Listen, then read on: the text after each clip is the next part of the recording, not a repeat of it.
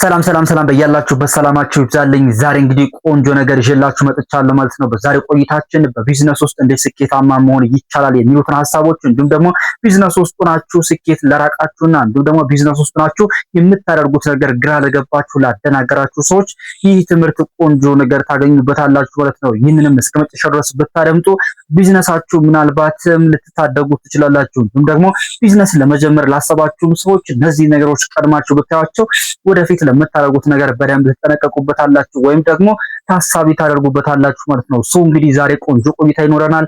ሁላችሁም እንደምትወዱት ተስፋ አደርጋለሁ። ይህ በተለይም ደግሞ በርካታ ጥያቄዎችን የሚመልስላችሁ ይሆናል ማለት ነው። እንዲሁም ደግሞ ቢዝነስ ውስጥ ስንሆን ምን ነገሮችን ማድረግ አለብን፣ ምን ነገሮችንስ መተው አለብን የሚሉትንም አብረን የምናይ ይሆናል ማለት ነው። ከዛ በፊት ግን ለዚህ ቻናል አዲስ ከሆናችሁ ቤተሰብ ለመሆን እንግዲህ ሰብስክራይብ ማድረግ ተቀላቀሉኝ ለማለት እወዳለሁ ማለት ነው። እንግዲህ እንዳልኳችሁ ዛሬ የምናነሳው ቆንጆ ሀሳብ ነው ማለት ነው። በቢዝነስ ውስጥ እንዴት ስኬታማ መሆን ይቻላል የሚሉትን ዋና ዋና ነጥቦችን አንስተን የምንነጋገር ይሆናል ማለት ነው። እንግዲህ በቢዝነስ ውስጥ ስኬታማ ለመሆን የመጀመሪያውና ዋናው ቁልፍ ሚና ምንድነው ካላችሁኝ እንግዲህ ራስን መሆን ነው ማለት ነው። ቢዝነስ ውስጥ ስኬታማ ለመሆን አንድ ሰው ራሱን መሆን አለበት ማለት ነው። በፍጹም በቢዝነስ ውስጥ ሌላ ሁለተኛ ሶስተኛ ሰው ሆኖ ቢዝነሱን እንዲያድግ የሚፈልግ ሰው ካለ ይህ ሰው ተሳስቷል ማለት ነው። ስለዚህ ቢዝነስ ውስጥ ምን ያስፈልጋል? የመጀመሪያው ኮር ፖይንት ምንድነው ማለት ነው? ራስን መሆን ነው ማለት ነው።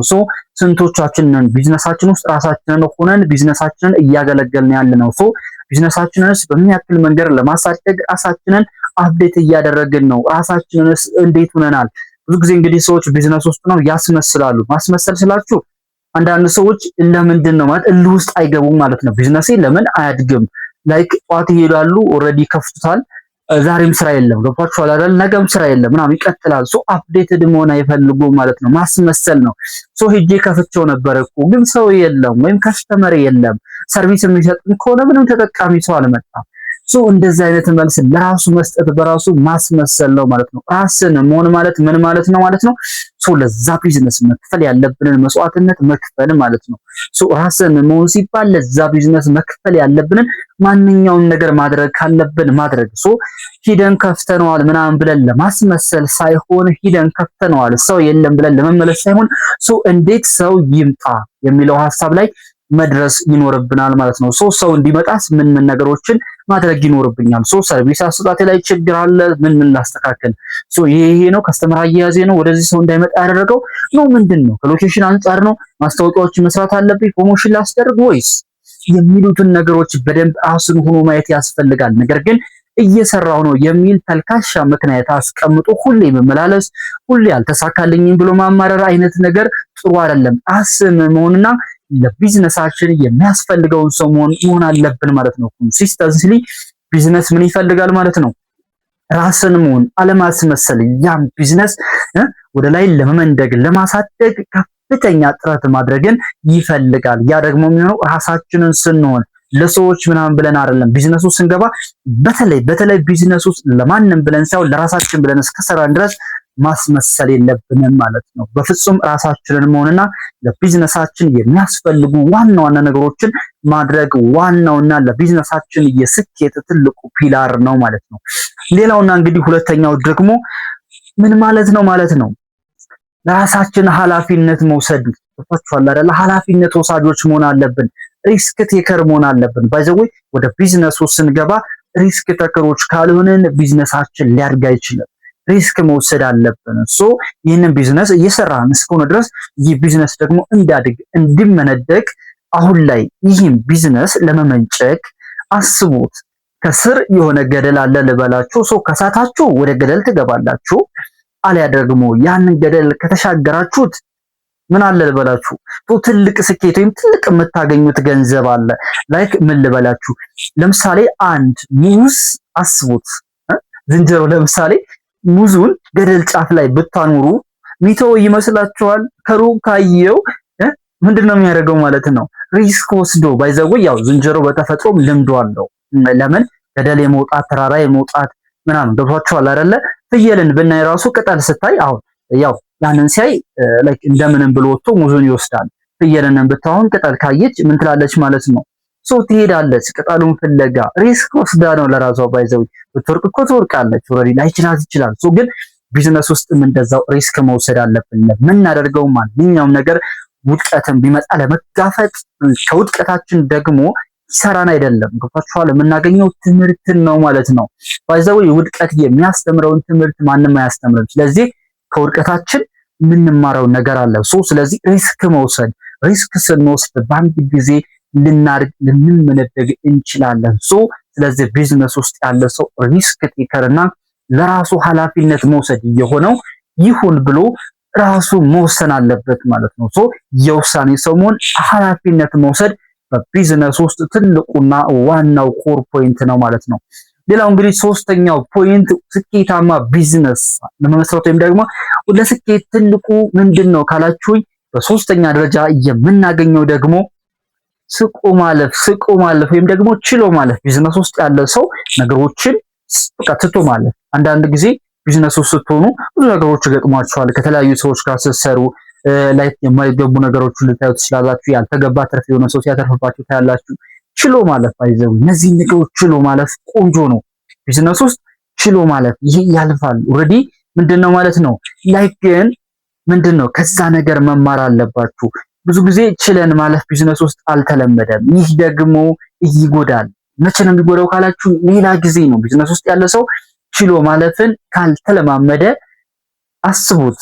ሰንበዲ መጥቶ ከስተመራችሁ መጥቶ ሰንበዲ የናንተ የምትሰጡት ነገር አልተመቸኝም፣ ስለዚህ እዚህ መምጣት እኮ ብዙም አያስደስትም፣ እንደውም በቃ ያስጠላል፣ ሲጀመር ሰርቪሳችሁ ከምንም በላይ የወረደ ነው ምናምን ቢላችሁ ስሜታዊ ሆናችሁ አይነት ነገር ውስጥ መግባት የለባችሁም። ፋይት ውስጥ መግባት የለባችሁም።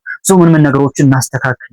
ውስጣችሁ እናንተ እኮ የሚገባውን ሰርቪስ ሰጣችሁ ሊሆን ይችላል ለዛ ሰው፣ ነገር ግን ያ ሰው ፖዚቲቭሊ ሊያስብ ይችላል። ባይዘው ይዛኔ ምን ይጨመር ምን ይስተካከል አስተያየቶችን መቀበል። ነገር ግን አይ ለምን እንደዚህ ስላለ የሰጠነ ሰርቪስ ያረን እንደ ምናምን ብላችሁ ፋይት ውስጥ መግባት የለባችሁ ማለት ነው። ችሎ ማለፍ የሚባል ነገር ያስፈልጋል። ለምሳሌ የምትሰጡት አገልግሎት ሆቴል ነው እንበል። ሆቴል ሰርቪስ ላይ ያለ ሰው እያስተናገዳችሁት በደንብ እየተንከባከባችሁት ምናምን ብዙ ነገር እያደረጋችሁለት መስተንግዶአችሁ ጥሩ አይደለም። ሲጀመር እንደዛ አይነት መስተንግዶ አይቻላቅም። ይህ በጣም የወረደ መስተንግዶ ነው። እናንተ እኮ ብዙ ነገር እያደረጋችሁ ነው ልበላችሁ። ላይክ ችሎ ስሜታዊ ሳትሆኑ ምንድነው ይሄ ማለት የወረደ እንዲሆን ያደረገው? እስኪ ሐሳብ አስተያየት ስጠን። ከዚህ ምንድነው ማሻሻል ያለብን? ምናልባት ምን ነገሮች ናቸው ችግሮቹ የሚሉትን በደንብ ነቅሶ ወይም ደግሞ ነቅሶ ማውጣት እንጂ ከሱ ጋር ፋይት ማድረግ አስፈላጊ አይደለም ማለት ነው። ስለዚህ ችሎ ማለፍ ለቢዝነስ ትልቅና ትልቅ ነገር ነው ማለት ነው።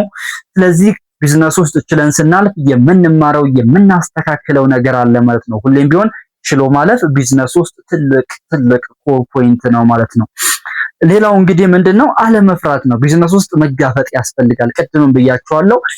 ኃላፊነት መውሰድ ብያችኋለሁ። አለመፍራት ዋናው ነገር ነው ማለት ነው። ስለዚህ ፊት ለፊት ስንጋፈጥ፣ ፊት ለፊት የአሸናፊነት ፊት ለፊት የድል ስሜት ሲኖረን አለመፍራት ደግሞ አስቡት። በዛ መሃል ቢዝነስ ውስጥ ካልፈራን እንዳልኳችሁ ነው ልናርግ ለምንም መድረግ እንችላለን ማለት ነው። ቢዝነስ ውስጥ ግን ፍርሃት ካለ ባይዘው መሸማቀቅ ካለ ልከስር እችላለሁ ካለ አንድ ሰው እንዳልኳችሁ ይከስራል። ባይዘው ትልቁን ጨዋታ የሚጫወተው አእምሮ ነው። አእምሮአችሁን እንዳይፈራ ደፋር ማድረግ አለባችሁ። ስለዚህ ደፋር ለመሆን ቢዝነስ ውስጥ ያለ ሰው መፍራት የለበትም ማለት ነው። ስለዚህ ፍርሃትን ሊትራሊ ሙሉ ለሙሉ ማስወገድ አለበት ማለት ነው። ስለዚህ በቢዝነስ ውስጥ ደፋር መሆን ዋናው ትልቁ ሚና የሚጫወተው ነገር እሱ ነው ማለት ነው። ስለዚህ ቢዝነስ ውስጥ አለመፍራት ዋናውና ኮር ፖይንት ነው ማለት ነው። እንግዲህ እስኪ ወደ መጨረሻው እንሄዳለን ማለት ነው። ሌላው እንግዲህ ሰዓታችንን እንዴት ነው የምንጠቀመው?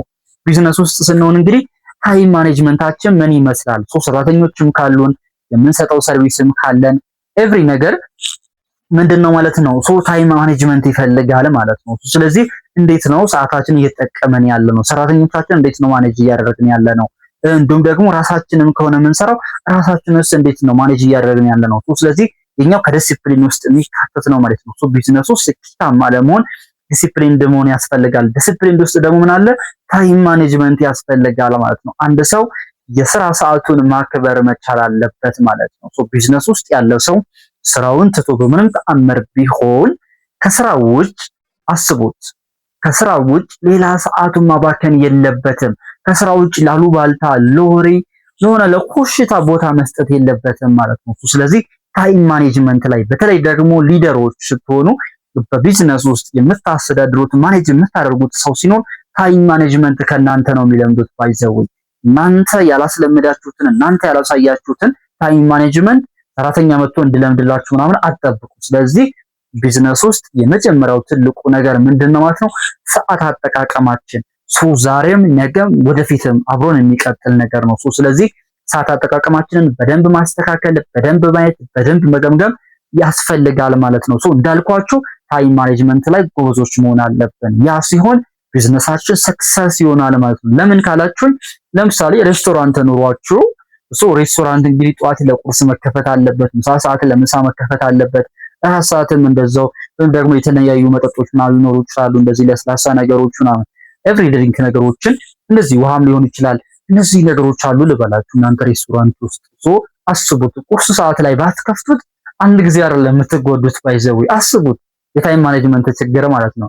በቃ ብዙም ከስተመር አይመጣም ምናምን ብላችሁ ቁርስ ላይ ብትዘጉትና የመጡ የሆነ 3-4 ከስተመሮች ቢኖሩ አስቡት፣ እነዛ ከስተመሮች እንዴ ለቁርስ አልተከፈተም ሬስቶራንቱ ምናምን ብለው ይሄዳሉ። ከዛ ምሳ እንብላ ብለው እዛ የለመዱ ሰዎች ምናምን ድንገት ሲያወራቸው ደግሞ እነሱ ጋር ቢያወሩ አይ ተዘግቶ ነበር ምናምን እነሱንም ይዘውባችሁ ይሄዳሉ ማለት ነው። ቁርስ ላይ አልተከፈተም ለምን? ስለዚህ አይ ምሳም ላይ ከፍቱ ይችላሉ፣ በዛው ይሄዳሉ ማለት ነው። እራትም የለም ማለት ነው፣ በዛው ይሄዳሉ። አያችሁት? ጠዋት ያልተከፈተበት እንግዲህ የሆነ ምክንያት ይኖራል። ነገር ግን ያቺ ቅጽበት ቀኑን ሙሉ ስራ እንዳይኖር ታደርጋለች ማለት ነው። ከቀን አልፋ ሁለተኛ ቀንም ስራ እንዳይኖር ታደርጋለች ማለት ነው። ስለዚህ ታይም ማኔጅመንት እጅግ ወሳኝና ወሳኝ የቢዝነስ ምሰሶ ነው ማለት ነው። ስለዚህ ከዚህ ቪዲዮ ቆንጆ ትምህርት እንዳገኛችሁ ተስፋ አደርጋለሁ። በቀጣይ በሌላ ቆንጆ ቪዲዮ እንደመለስ ተስፋ አደርጋለሁ ማለት ነው። ሁላችሁም በኮሜንት ሴክሽን ላይ ሐሳብ አስተያየታችሁን አጋሩን። እንደውም በዚህ ዘርፍ ላይ ብትሰራልን የሚልም ሐሳብ ካላችሁ ማጋራት ትችላላችሁ። መልካም ጊዜ